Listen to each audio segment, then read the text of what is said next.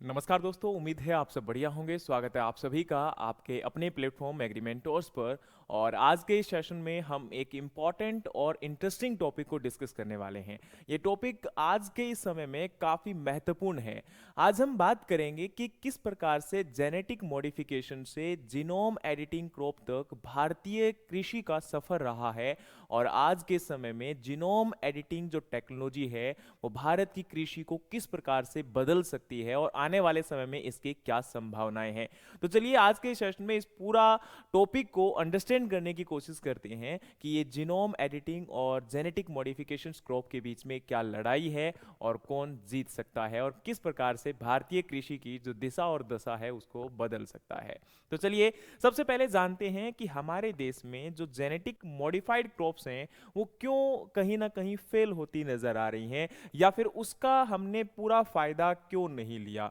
तो इसका कारण है क्योंकि भारत के अंदर जो आपकी जेनेटिक मॉडिफाइड क्रॉप्स हैं उनको अलाउ करने के लिए एक कमेटी है या एक ऑर्गेनाइजेशन है जिसको हम जेनेटिक इंजीनियरिंग अप्रूवल कमेटी के नाम से जानते हैं, जीईएसी। और इसके आधार पर इसमें क्या किया जाता है कि बायोसेफ्टी रूल एंड रेगुलेशंस को आधार मानते हुए किसी भी क्रॉप को भारत में अलाउ किया जाता है। 2006 में लास्ट टाइम बीटी कॉटन को इंडिया में अलाउ किया गया था। वैसे तो शुरुआत में 2002 में अलाउ किया गया था, जिसके अंदर बोलगार्ड 1 यानी कि केवल क्राइवन एसी जिन के साथ इंडिया में आया था, और 2006 के अंदर बीटी कॉटन बोलगार्ड 2 के नाम से या जिसके अंदर आपका क्राइवन एसी और क्राइ 2 ए बी जीन दोनों ही इंडिया में आ गए थे। और ये वेराइटी जो भी बीटी कॉटन की अभी रिसेंटली आई थी बोलगार्ड 2 के नाम से, ये रेजिस्टेंट थी आपके अमेरिकन बोलवर्म और पिंक बोलवर्म के अगेंस्ट में। लेकिन उसके बाद इंडिया में कोई भी जेनेटिक मॉडिफाइड क्रॉप अलाउ नहीं की गई। हाँ, इंडिया के अंदर दिल्ली यूनिवर्सिटी के द्वारा एक DMH11 मस्टर्ड की वैरायटी को डेवलप किया गया था, पर उसको आज तक भी इंडिया के अंदर कमर्शियल अप्रूवल नहीं मिला है, क्योंकि बहुत सारे एनवायरमेंटलिस्ट या ये कह सकते हो कि जो पर्यावरणविद हैं, जो पर्यावरण की सुरक्षा को लेकर चिंतित है, और इसके अलावा बहुत सारे किसान यूनियंस के द्वारा जब अपोज किया गया तो उस वैरायटी को कमर्शलाइजेशन जो है हमारे इंडिया के अंदर नहीं किया गया। हाई कोर्ट ने उसके ऊपर रोक लगा दी थी, और उसका कारण था क्योंकि जो DMH11 वैरायटी थी वो उतनी ही प्रोड्यूसिंग थी जितनी कि हमारी प्रीवियस और ट्रेडिशनल वैरायटीज प्रोड्यूसिंग थी। तो इसको लेकर काफ़ी कंसर्न थे, और बाद में इसको आपका कमर्शियली अलाउ नहीं किया गया। यानी कि भारत के अंदर GM क्रॉप को लेकर जो हमारी पॉलिसीज हैं, जो नीतियां हैं, वो काफ़ी कॉम्प्लेक्स हैं, और इस वजह से इंडिया के अंदर GM क्रॉप को उतना पॉपुलैरिटी नहीं मिल पाई, या फिर इनको इंडिया में अलाउ भी नहीं किया गया। हाँ, ये बात जरूर है कि इसके बावजूद भी भारत के अंदर आज भी बीटी ब्रिंजल जो है वो इलीगली ग्रो करवाया जा रहा है। टोबैको का भी कहा जाता है कि कुछ जगह पर ग्रो करवाया जा रहा है, और कुछ जगह पर HT बीटी कॉटन, आपका हर्बिसाइड टॉलरेंट बीटी कॉटन, जैसे कि महाराष्ट्र और कर्नाटका रीजन के अंदर इसको इलीगली ग्रो करवाया जा रहा है। हाँ, इसके कोई पुख्ता सबूत नहीं है, लेकिन फिर भी कई जगह पर इसके सबूत भी मिले हैं, और कई जगह पर इसकी कुछ जानकारियां जो है वो खुफिया रूप से मिली, लेकिन उतना इसको ये कह सकते हो तुल नहीं मिला, या फिर उतना जो है इसकी इंफॉर्मेशन बाहर नहीं निकल पाई। लेकिन अभी भी ये कह सकते हो कि बहुत लिमिटेड एरिया है जो कि आपका इसका बीटी कॉटन के अंडर में या HT बीटी कॉटन के अंडर में ग्रो करवाया जा रहा है, बीटी ब्रिंजल के अंडर में ग्रो करवाया जा रहा है। लेकिन लीगली तौर पर इंडिया के अंदर बीटी ब्रिंजल को या हर्बिसाइड टॉलरेंट बीटी कॉटन को भी अलाउ नहीं किया गया है, ना ही आपका बीटी जो मस्टर्ड या ये कह सकते हो कि GM मस्टर्ड को भी इंडिया के अंदर अलाउ किया गया है। तो ये बात हमें समझनी पड़ेगी कि इंडिया के अंदर GM क्रॉप उतनी सक्सेस नहीं हो पाई, लेकिन जीनोम एडिटिंग जो म्यूटेंट क्रॉप्स हैं ये हमारे इंडिया के अंदर अभी काफी पॉपुलर हो पा रही हैं। और उसका कारण क्या है? क्योंकि उसका कारण है ये जो जेनेटिक आपकी editing crop, genome editing crop होती है, वो आपका किसी भी प्रकार से जेनेटिक मॉडिफाइड नहीं होती है। अब दोनों में अंतर क्या है, पहले उसको हम समझने की कोशिश करते हैं, फिर हम आगे उस टॉपिक के ऊपर आगे बढ़ते हैं। सबसे पहले आपका जो GM क्रॉप है, जिसको हम जेनेटिक मॉडिफाइड क्रॉप बोलते हैं, इसमें क्या होता है, जैसे मान के चलिए एक फसल है A। अब इस फसल A के अंदर आपका किसी भी दूसरे ऑर्गेनिज्म बी से हम क्या करेंगे, आपका जीन जो है उसके अंदर ऐड करने का काम करते हैं। इसका मतलब क्या हो गया कि हमने इसमें एक ट्रांसजीन ऐड कर दिया है और इसके कारण इसमें एक जेनेटिक मॉडिफिकेशन हो चुकी है। और अब ये जेनेटिक मॉडिफिकेशन हो सकता है कि आने वाले समय में किसी के स्पीसीज के एक्सटिंक्शन होने में, या हो सकता है कि हमारे बायोडाइवर्सिटी के ऊपर, या हो सकता है ह्यूमन हेल्थ के ऊपर, या हो सकता है हमारे एनवायरनमेंट के ऊपर इसका कोई नकारात्मक प्रभाव हो, या ये भी हो सकता है कि जो हमारे बेनिफिशियल इंसेक्ट्स हैं या बेनिफिशियल ऑर्गेनिजम्स हैं उनके ऊपर इसका कोई नेगेटिव या नकारात्मक प्रभाव हमें देखने को मिले। इस वजह से इसको लेकर काफी चिंतित जो है वो हमारे पर्यावरणवादी रहते हैं, या ये कह सकते हो किसान यूनियंस जो है इसका लगातार अपोज करते हैं। लेकिन जीनोम एडिटिंग क्रॉप में क्या होता है, इसके अंदर केवल और केवल इसी फसल के केवल एक जीन में क्या की जाती है, कुछ एडिटिंग की जाती है। आप ऐसे मान लो जैसे फॉर एग्जांपल आपका मैं मतलब उसको सिंपल करने के लिए बता रहा हूं, ऐसा होता नहीं है लेकिन आप उसको सिंपल भाषा में समझिए कि जैसे आपका ये पेन है, ये हमारा एक जीन मान लो, इसमें क्या किया जाएगा पर्टिकुलर यहां पर ये जो मान के चलिए इस जीन के 1 2 3 हिस्से हैं, तो इसमें हमने क्या किया, इस बीच वाले में कोई बदलाव किया या इसमें कुछ चेंज किया और इसमें हमने मॉडिफिकेशंस कर कर एक पर्टिकुलर आपके जीन को टारगेट करने की कोशिश की। हो सकता है वो प्रोटीन को इंक्रीज किया, हो सकता है कि इसमें आपका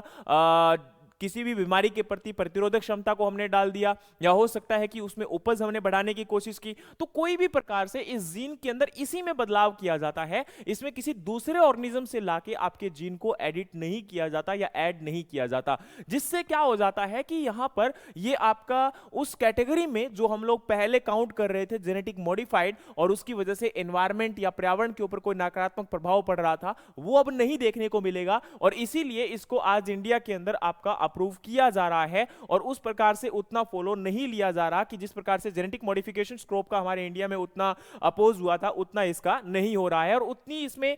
रिक्वायरमेंट भी नहीं है कि यहां पर आपका जो डॉक्यूमेंटेशन है वो पूरा करने की इनको जरूरत पड़ेगी, तो इसलिए इजीली इन क्रॉप्स को आज अडॉप्ट किया जा रहा है। तो क्या है, naturally present in the host plant leading to the mutation और change in their DNA sequence. मतलब यहां पर क्या है कि केवल जो आपका नेचुरली उस प्लांट के अंदर जीन प्रेजेंट है उसमें ही थोड़ा सा बदलाव करेंगे, उसमें ही कोई म्यूटेशन करेंगे और उसके चेंज के साथ ही उसमें हम लोग जो डिजायर्ड कैरेक्टर उसमें चाहते हैं वो उसमें क्या हो जाएगा, बदलाव आ जाएगा। अब देखिए यहां अगर हम बात करें तो इंडिया के अंदर आपका रिसेंटली याद होगा कि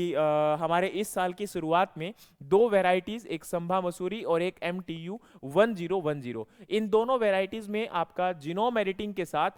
2 वेराइटीज को डेवलप किया गया था। संभा मसूरी जो वेराइटी थी उसके अंदर आपका जीनोम एडिटिंग करके दूसरी वेराइटी जो डेवलप की गई थी वो आपकी 19% हायर यील्ड के साथ उस वेराइटी को डेवलप किया गया था। और जो MTU 1010 वेराइटी में बदलाव किया गया था तो उसके साथ आपकी salt and alkaline soil tolerant आपकी वेराइटी को डेवलप किया गया था। यानी कि ये दोनों ही वेराइटीज जो है जिसके अंदर एक स्पेसिफिक कैरेक्टर को एनहेंस किया गया, इंक्रीज किया गया और हमारी इस वेराइटी को डेवलप किया गया। दूसरी तरफ अभी मस्टर्ड की एक वेराइटी है जिसको प्रोड्यूस किया जा रहा है, या अभी तक कमर्शियली इसको लॉन्च नहीं किया गया लेकिन उम्मीद है कि अगस्त 2026 में इसको रिलीज किया जा सकता है, जिसके अंदर आपकी लो पंजेंसी यानी कि जो तीखापन होता है जैसे कि कैनोला क्वालिटी ऑयल आपका, और दूसरा यहां पर इसको पेस्ट और फंगल रेजिस्टेंट यानी कि आपकी जो बीमारियां और जो कीट पतंग है उनके प्रति प्रतिरोधक क्षमता उसमें उत्पन्न की जा रही है ताकि उस वेराइटी को परफेक्टली हमारी इंडियन कंडीशंस में ग्रो करवाया जा सके और वहां से एक अच्छा खासा उत्पादन जो है वो लिया जा सके। अब देखिए जो हमारी जीनोम एडिटिंग राइस वैरायटी थी या मस्टर्ड वैरायटी थी उसके अंदर साइंटिस्ट के द्वारा क्रिस्पर एसोसिएटेड जो प्रोटीन है उनको यूज किया गया है, और बताना चाहता हूं कि इसके अंदर CAS9 प्रोटीन जो है वो डिप्लॉय करता है किसके लिए, a drought and salt tolerant gene in MTU 1010 जो राइस वैरायटी हमने जिसकी बात की थी उसके अंदर 10 आपका यहां पर क्या किया जा रहा है कि आपका CAS9 प्रोटीन को यूज कर और इस वैरायटी को आपका डेवलप किया जा रहा है एक drought and salt tolerant variety के अंदर। दूसरी तरफ आपका 10 ग्लूकोसिलेट ट्रांसपोर्टर जीन को यूज करके वरुणा मस्टर्ड वैरायटी के अंदर आपका मस्टर्ड की जो हम बात कर रहे थे कैनोला टाइप वैरायटी को उसको डेवलप करने की कोशिश की जा रही है। वहीं अगर हम बात करें तो CAS12A प्रोटीन जो है उसको यूज किया गया है आपके साइटोकाइनिन ऑक्सीडेज, एक यहां पर GN1A जीन भी इसको हम कह सकते हैं। संभा मसूरी जो मैंने अभी आपको कहा था कि संभा मसूरी जो आपकी राइस की वैरायटी है उसको यहां पर में डेवलप किया गया था और उसके अंदर 19% हायर यील्ड जो है वो की गई थी। वो कैसे की गई थी? तो जो हमने अभी जीन का डिस्कस किया था, किसका? GN1A। अब ये GN1A जीन जो है उसके अंदर क्या होता है, इस बात को समझने की कोशिश करिएगा, शायद यहां से आपको समझ में आ जाए। ये जीन क्या करता है? ये जीन आपके साइटोकाइनिन को रिड्यूस करता है आपके राइस के अंदर, और साइटोकाइनिन को रिड्यूस कर देगा तो क्या करेगा? अब आप लोगों को पता होना चाहिए, ये जो साइटोकाइनिन अगर रिड्यूस हो जाएगा तो इसकी वजह से क्या होगा कि हमारी जो यील्ड है वो कम हो जाती है, डिक्रीज हो जाती है, क्योंकि साइटोकाइनिन आप लोगों को पता होगा कि सेल डिवीजन और आपकी जो स्पाइकलेट्स या ये कह सकते हो नंबर ऑफ फ्लावरिंग में ज्यादा रिस्पॉन्सिबल के लिए होता है। लेकिन अब यहां पर क्या होगा, जो हमने CS12A जीन को यूज किया है, प्रोटीन को यूज किया है, तो अब वो क्या करेगा? वो इस GN1A को स्प्रेस कर देगा, यानी कि एक प्रकार से जो हमारा जीन है उसको स्प्रेस कर देगा। स्प्रेस करने से क्या होगा? आपका साइटोकाइनिन की अमाउंट बढ़ेगी, साइटोकाइनिन की अमाउंट बढ़ेगी तो वो क्या करेगा? यील्ड को इंक्रीज करने का काम करेगा। तो ये है यहां पर एक मैकेनिज्म है जिसको फॉलो किया जाता है इन वेराइटीज में, आपका यील्ड या फिर कोई भी पर्टिकुलर टारगेट जो हमारा करेक्टर है उसको इंप्रूव करने के लिए। सिंपल सी भाषा में ये समझिए कि हमारी कोई भी क्रॉप के अंदर एक पर्टिकुलर करेक्टर को हम लोग टारगेट करते हैं, उसमें एक आपका जो भी प्रोटीन हम लोग यूज करते हैं वो प्रोटीन क्या करेगा? किसी भी पर्टिकुलर करेक्टर के अंदर जो भी हम बदलाव चाहते हैं उस चेंज को कोज करेगा और उसके द्वारा उस वैरायटी में बदलाव करने की कोशिश करेगा। यानी कि यहां पर किसी भी बाहर से जीन को हमने ऐड करने की कोशिश नहीं की, केवल आपका एक पर्टिकुलर आपका प्रोटीन यूज किया गया है, और वो प्रोटीन कई बार जो है किसी दूसरे बैक्टीरिया वगैरह से भी लिया जा सकता है, इसमें कोई दिक्कत नहीं है। लेकिन वो आपका जो भी यहां पर प्रोटीन लिया जा रहा है वो केवल F1 में ही आपका प्रेजेंट रहेगा। जो नेक्स्ट आपकी जो वेराइटीज होंगी या नेक्स्ट जो आपकी जनरेशन होंगी उनमें उसका कोई भी इफेक्ट या प्रभाव आपको देखने को नहीं मिलेगा। इसीलिए इसको जेनेटिक मॉडिफाइड क्रॉप नहीं कहा जाता है, और इसका जो बदलाव है या इसमें जो चेंज है वो हमारी आने वाली फसलों के ऊपर या आने वाली वेराइटीज के ऊपर या किसी प्रकार से पर्यावरण के ऊपर आपका नकारात्मक प्रभाव देखने को नहीं मिलता है। जिसमें हमने सिंपल सी भाषा में समझने की कोशिश की कि किस प्रकार से आपकी संबा मसूरी वैरायटी के अंदर बदलाव करके हमने उसको हाई यील्ड वैरायटी में कन्वर्ट कर दिया, और किस प्रकार से आपकी जो MTU 1010 राइस की वैरायटी थी उसमें हमने बदलाव करके एक ड्रॉट और सॉल्ट टॉलरेंट वैरायटी में तब्दील कर दिया, जो कि हमारे लिए काफी महत्वपूर्ण हो जाता है। तो आप लोग देखिए कि कैसे ये काम करता है। तो इसमें क्या होता है कि जैसे मैंने आपको कहा कि क्रिस्पर एसोसिएटेड जो प्रोटीन होगा, चाहे वो CS9 हो सकता है, CS12A हो सकता है, वो हमारे मॉलिक्यूलर सीजर्स का काम करते हैं। जैसे कैंची नहीं होती है, वो जीन को आपका DNA को काटने का काम करेगी। तो इस प्रकार से आप ये समझ लीजिए कि ये यहां पर जो आपके प्रोटीन है CS9 CS12A, ये एक प्रकार से मॉलिक्यूलर सीजर्स का काम करते हैं, जो DNA को एक प्रकार से कट करेंगे, उसको जो है आपका पर्टिकुलर टारगेट DNA को जो है क्या करेंगे, उसके अंदर आपके RNA को डायरेक्ट करते हैं किसके लिए? एंजाइम को टारगेट करने के लिए, एक पर्टिकुलर DNA को या पर्टिकुलर आपके जीनोम को। जिसकी वजह से क्या होगा, जैसे फॉर एग्जांपल हमने कहा कि GN1A जो जीन है वो क्या करेगा? यहां पर स्प्रेस कर देगा किसको? इंफेक्ट को, कि जिसकी वजह से आपका साइटोकाइनिन के अंदर, अब देखो मैंने यहां पर कहा था कि इस जीन को आपका स्प्रेस कर दिया जाएगा किसके द्वारा? CS12A आपके प्रोटीन के द्वारा। अब ये स्प्रेस हो जाएगा तो क्या होगा? ये साइटोकाइनिन को इफेक्ट नहीं करेगा, क्योंकि जो आपका ये जीन है वो साइटोकाइनिन को स्प्रेस कर देता है। स्प्रेस करने की वजह से आपकी उपज कम होती है, ग्रेन प्रोड्यूस कम होते हैं। लेकिन यहां पर हमने क्या किया? CS12A प्रोटीन को यूज किया, जो कि इस जीन को क्या करेगा? आपका रिड्यूस कर देगा, इसके इफेक्ट को कम कर देगा। अब साइटोकाइनिन ज्यादा बनेगा, साइटोकाइनिन ज्यादा बनेगा तो आपका नंबर ऑफ ग्रेन भी ज्यादा प्रोडक्शन होंगे। अब बारी आती है CS9 क्या करता है? तो ये ड्रॉट एंड सॉल्ट टॉलरेंट आपका यहां पर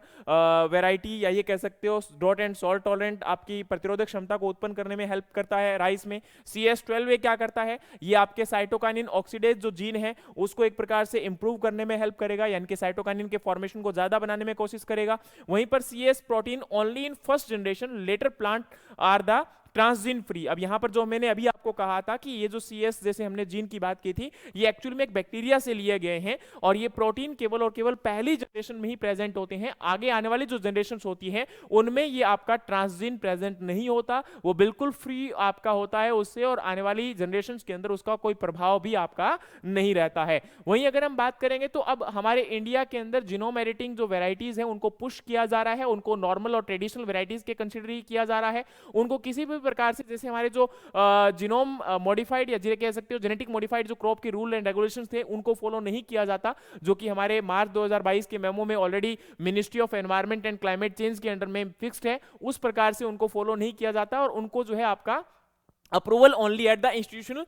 बायोसेफ्टी कमेटी लेवल, यानी कि यहाँ पर जो जीनोम एडिटिंग क्रॉप है उनको